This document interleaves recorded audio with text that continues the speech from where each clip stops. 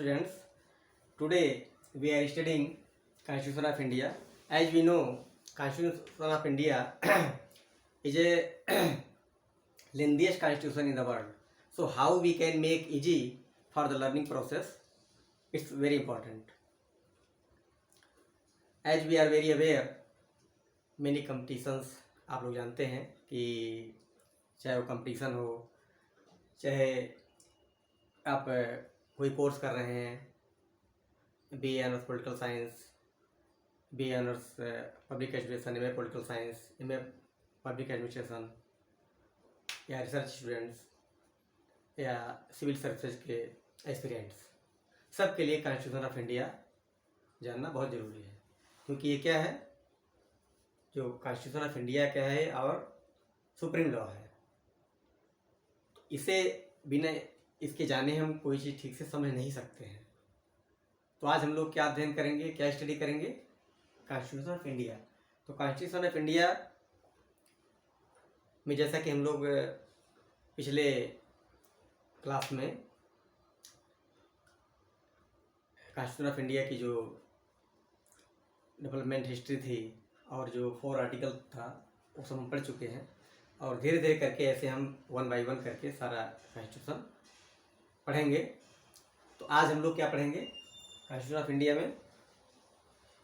Citizenship. ये जो citizenship है मतलब नागरिकता। अभी नागरिकता क्या होती है कि कोई व्यक्ति किसी देश का नागरिक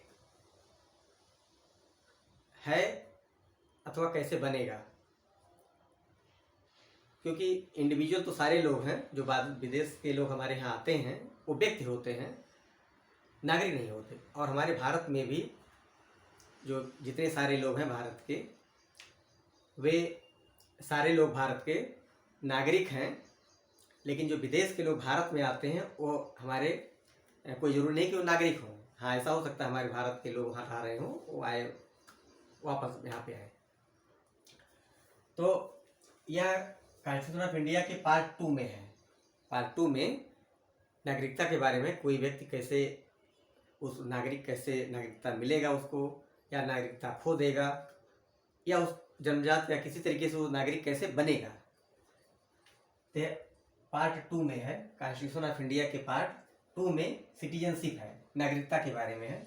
और यह आर्टिकल 5 से 11, आर्टिकल 5 से 11 के बारे में है। 5 से 11 दिया गया है कि नागरिकता के क्या प्रोसीजर हैं, कैसे कोई नागरिकता खो सकता है, कोई कैसे कोई नागरिकता पा सकता है। तो आज हम क्या स्टडी कर रहे हैं? आर्टिकल 5 के बारे में। आज हम केवल आर्टिकल 5 के बारे में बात करेंगे। आर्टिकल 5 क्या कहता है? Citizenship at the commencement of the constitution.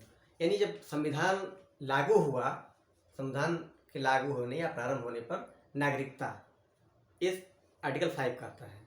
तो उसमें फिर क्लास दिया हुआ है कि क्या क्या कंडीशन होगी कि संविधान प्रारंभ होने पर व्यक्ति नागरिक बन जाएगा, आप से आप बन जाएगा, उसे कोई अलग से कोई कोशिश नहीं करनी पड़ेगी। उसमें क्लास ये है, who was born in the territory of India. मतलब जो भी व्यक्ति भारत के राज्य क्षेत्र में पैदा हुआ है।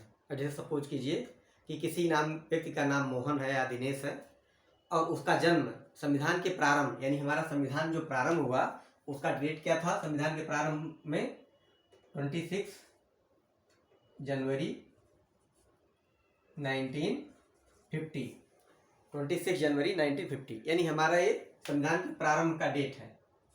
तो इसके पहले जो भारत में जन्म लिया वो आपसे आप भारत का नागरिक हो गया। अगला, अथवा बी में, either of whose parents was born in the territory of India. या तो भारत में जन्म लिया हो, या तो उसके जो माता पिता हैं, माता पिता में से कोई भी भारत में जन्मा हो।